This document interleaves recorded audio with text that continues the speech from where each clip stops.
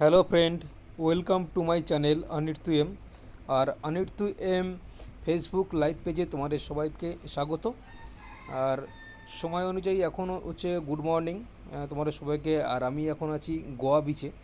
আর গোয়া বিচে এসে আমি দেখলাম একটা আশ্চর্য রকমের কাণ্ড, যাকে বলতে হয়, যেটা এখন কেউই করে না। দাদার বাড়ি দীঘার কন্টাইতে।